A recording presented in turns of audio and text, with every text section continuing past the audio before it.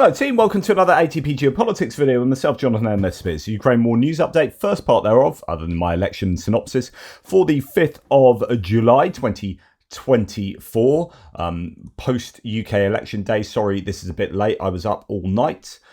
Quite literally. Let's start with the Ukrainian General Staff figures for the Russian losses for the day before. All the usual caveats apply, and you can find them in the description to the video below.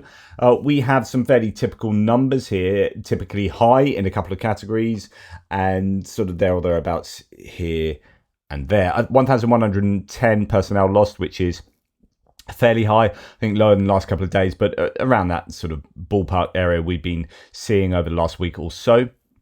Well, really, over the last couple of weeks and beyond, there were some really high numbers posted at the beginning of the Kharkiv counteroffensive, but that goes back now to what was it, May the 10th when they attacked there, and we're now into July, and they don't appear to have achieved all that much, the Russians. 10 tanks, slightly over the daily average, 11 armoured personnel vehicles, below the daily average, 54 artillery systems. That's another usually high number. We are used to seeing just phenomenal numbers of artillery systems taken out. That would include, of course, larger mortar systems, I would have thought, as well as artillery itself.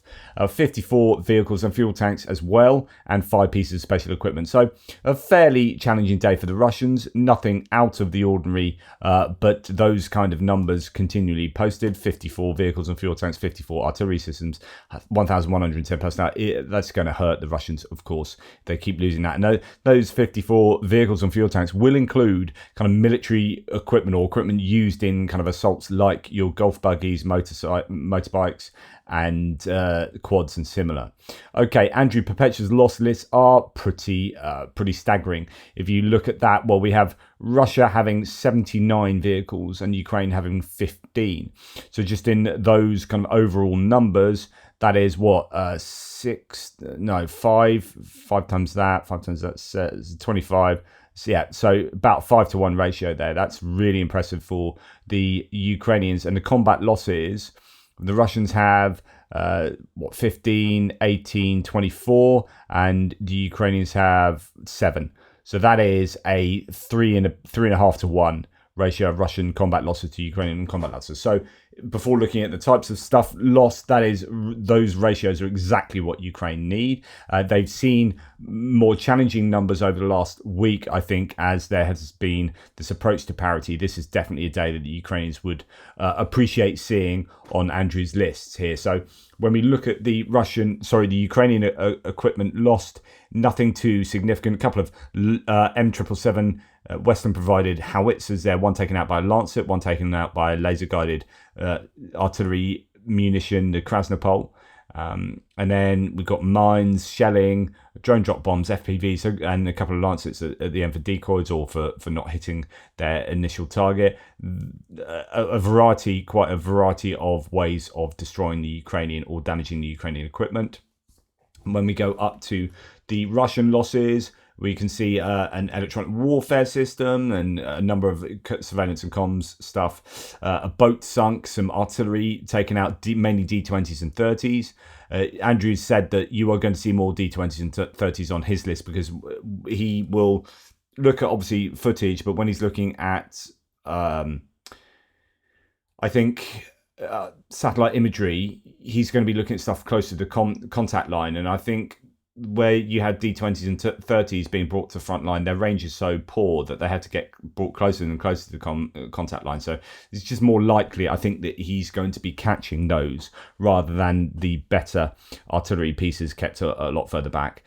Tanks there, we can see that a number of different ones of T-90 with a mine roller, taking out some T-72s, track guard and shed. Most of those destroyed or abandoned, so that's a good statistic there.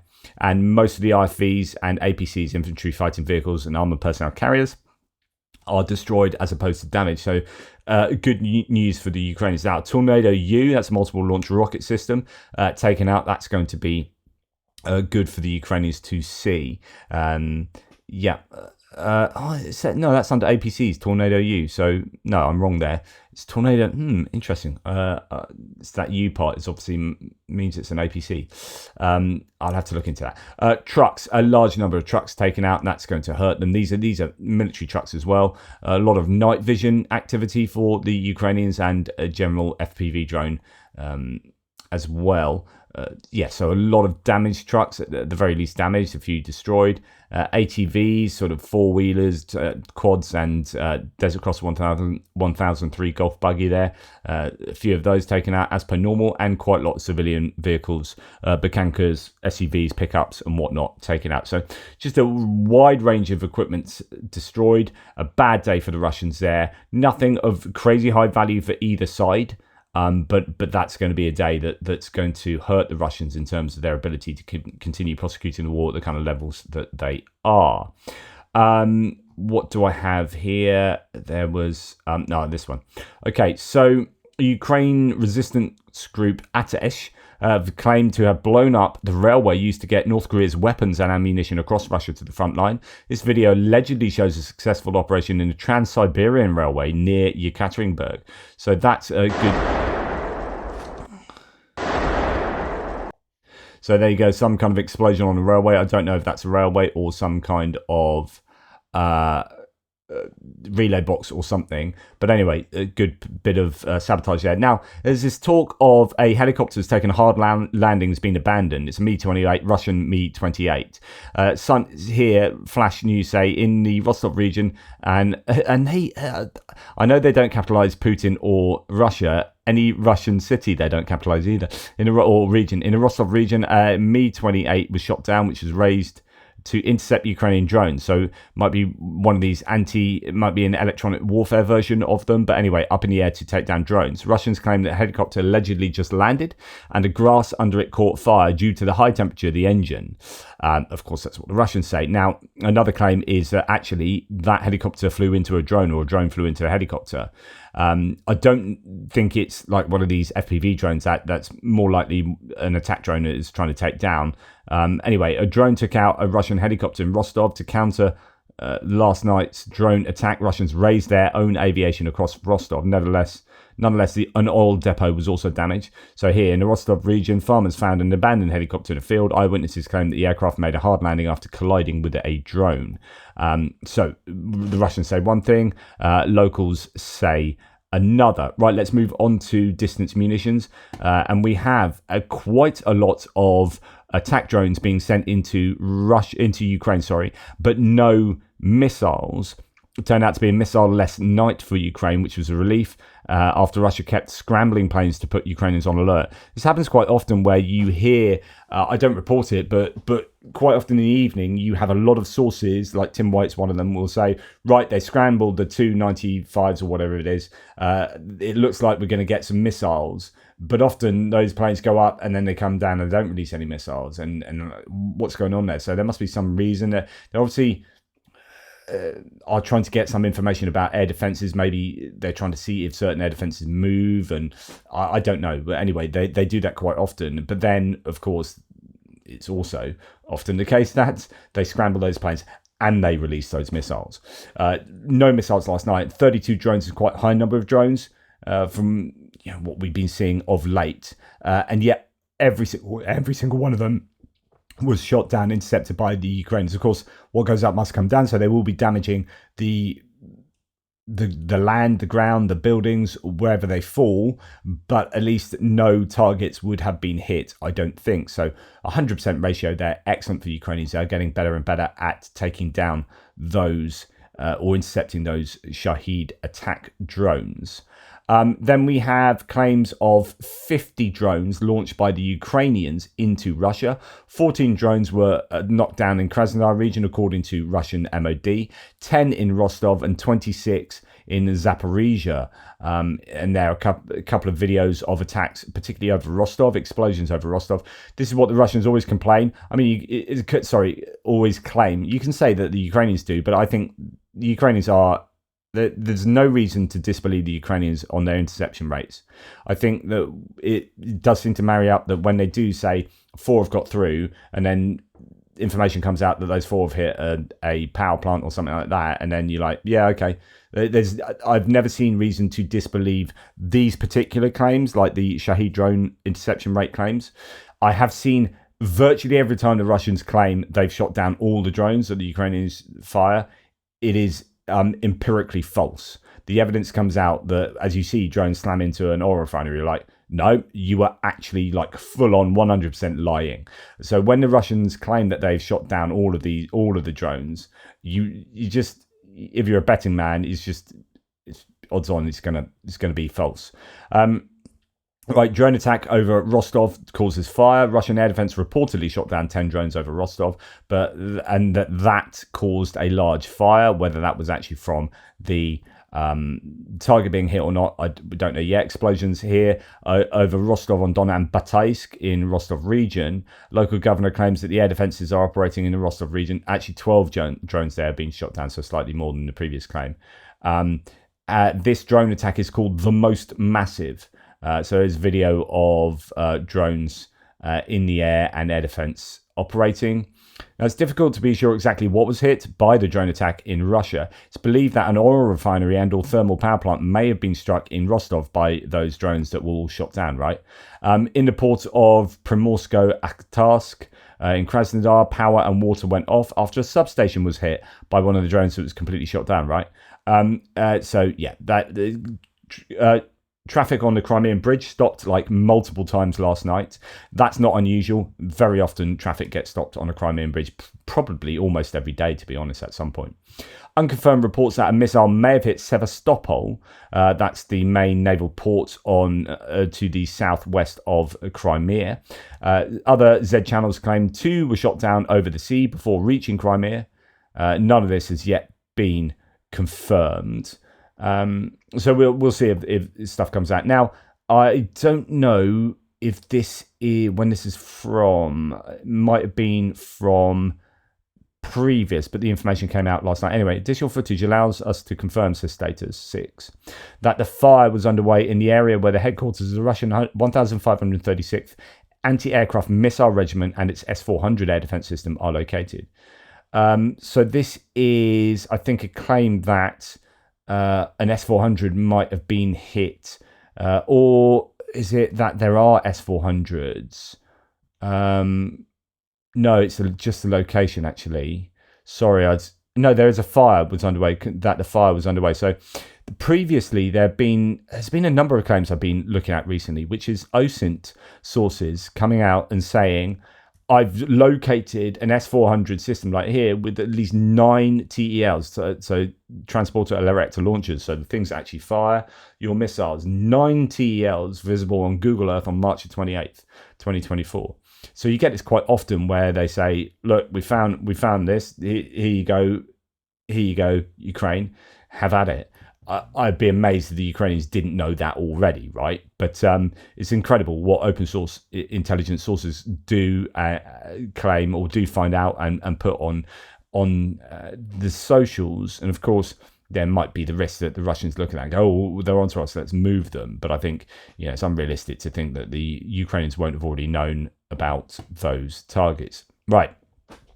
Confirmation that Ukraine hit a military airfield in Russia last night. So basically, there might have been some S-400s here at some point. I'm not quite sure. Confirmation that Ukraine hit a military airfield in Russia last night. Astra says 2 missiles as well as drones attacked the base at Primorsko-Akhtarsk. One serviceman was wounded during the attack. Russia only said a girl was killed by debris in the town of Krasnodar.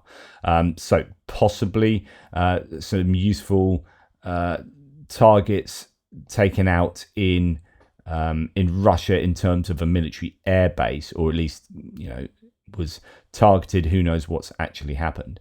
A large column of smoke was observed after an explosion at Cape Fearland. This is an area of Crimea that gets a lot of attention from Ukrainian weaponry in occupied Crimea. Following the incident, the Kerch Bridge was closed to traffic. The smoke from the explosion reached over 100 meters high, and alarms were sounded in some military units in Sevastopol. So on the Cape there, quite often when you see things here on the Cape like that, these are great places to put things like radar systems and air defense systems to cover, the whole area of sea. Sometimes Shahid drone launch sites are there as well. So it could be any one of those. War Vehicle Tracker does say, according to Fighter Bomber, a Ukrainian S-300, likely a PS or PT, was destroyed by an Iskander missile in the Mihorod air base. That was the air base that was hit recently. It seems that the Ukrainians evacuated the airfield. At least all the planes standing in the open are gone, but Russians still find unprotected targets. So I think the idea here is that the Russians hit the air base, what was it, 4 days ago, and took out at least some aircraft, but that they might have also subsequently taken out an S-300 after Ukraine moved all their aircraft. And an S-300, losing an S-300 is bad news for the Ukrainians, that's for sure. Now, this morning, although this was yesterday, so yesterday morning, a GRU military unit in the Stavropol region was attacked by Ukrainian drones. So not last night's drone attack, but a night before. The attack on the unit 33443 in a village of Moskovskoye involved 2 drones and occurred 450 kilometers from the front line. So another pretty deep strike into Russia. Damage is yet to be determined, but it could well be that some kind of military installation has been targeted. Again, there's going to be an awful lot of this stuff taking place on a nightly basis, probably, into Russia, where Ukraine are striking and we don't hear an awful lot about them because you don't get any camera feedback coming from those drones. There isn't a spotter drone up. This is way into Russian territory, and it relies on local Russians with their mobile phones slipping out the odd bit of footage that then gets onto the socials. In a case like this, it's unlikely to have a local Russian around there checking this out. It looks like it's somewhat in the middle of nowhere or in the middle of the countryside. So there are going to be a lot of times when remote Russian installations are hit by Ukrainian drones, and we just don't hear anything about it. Ukrainian Air Force colonel has revealed that all Russian Kinzhal, so these are the hypersonic missiles that are basically Iskander plus. I don't think they're quite what Russia claims they are, but anyway, they are their most capable missile. Their air-launched ballistic missiles targeting Kiev. So 100% of the ones targeting Kiev have been successfully intercepted since the deployment of the Patriot air systems in May 2023. So Kiev is not the place that the Russians are going to want to send their best missiles anymore. And I think that's probably been the case for some time. They occasionally do still try it on, but the Ukrainians, I think, have got Kiev sewn up more than any other place. And if you're going to see Kinzhals get used anywhere, it's going to be back to places like Lviv, maybe to Starokonstantiniev Air Base or something like that. So moving on to other bits and pieces. So serious problem for Ukraine this winter. It's not just power, but central heating too. Expect a lot of refugees as people are forced to flee, says Aki Haikinen. Right. So there are many places in Ukraine as kind of left over the Soviet era, and it makes sense. It is more, I think, economical and efficient, practically easier possibly to have these huge centrally heated buildings. So where we might have central heating in our individual houses and flats, is not provided in, say, the UK or the US. It's not provided by the council, if you like, as some kind of, you get these big pipes in a lot of these places, both in Russia and Ukraine, where you are getting heat provided to buildings as well as power. And of course, with the infrastructure getting so absolutely mauled by the Russians, there are going to be all manner of places across Ukraine that will be suffering for power and heat. So here we have Rob Lee saying Russian strikes have severely damaged or destroyed approximately 90% of DTEK's thermal power generation capacity over the past 3 months. So he refers to this press chat about this press release. Since the beginning of the war, DTEK Energy's TPPs, thermal power plants, have been attacked by the enemy more than 180 times. Strikes destroyed or damaged about 90% of their thermal generation capacity. So DTEK is a private concern. According to preliminary data, about $350 to $400 million is needed to restore the facilities damaged by the attacks. This includes damage to equipment and the cost of repairs. And of course, there's no point repairing this stuff if it's just going to get hit again straight away afterwards. Arguably, what you need is air defense systems protecting the energy infrastructure. But of course, you've only got so much equipment that you can use to protect Ukraine. And so this is the dilemma of the Ukrainian administration is, okay, what do we protect? What's the most important? We've only got so many air defense pieces. Is it going to be power plants? Is it going to be military installations? Is it going to be parliament? What do we protect? And that's why they just need more and more air defense systems. Okay, in the first half of 2024, Ukrainian ports increased cargo handling by 68%, processing 52.7 million tons compared to 31.3 million tons in the same period in 2023. This increase, reported by the chairman of the Verkhovna Rada, the Ukrainian Parliament Committee on Finance, Tax and Customs Policy, included over 63.5% agro-industrial products and over 36% from other sectors like mining and metallurgy. In 2023, cargo transport was restricted, says Noel reports, by the Istanbul Grain Initiative, which only allowed agricultural exports from the 3 Black Sea ports, a process hindered by Russian actions. Of course, they are now getting an awful lot more stuff down that grain corridor. You could argue it's just export corridor now down the side of Bulgaria and Romania, out the Bosphorus Straits and into the Mediterranean. So good news there for the ability for Ukraine to export and therefore make money and therefore continue running their government and prosecuting their defensive war. Reporting from Ukraine says Russia has stepped up offensives in order to drain Ukraine ahead of F-16 arrivals, and that's itself, according to Syrskyi, the Ukrainian commander. So we have seen an uptick of activity a lot along the eastern front line, particularly. Also, a third sector may be opening up on the northern border of Kharkiv to Belgorod. And I think, Syrskyi here saying that this is ahead of F-16s. And I've long said that that Russia will want to do its attacking now, make hay while the sun shines.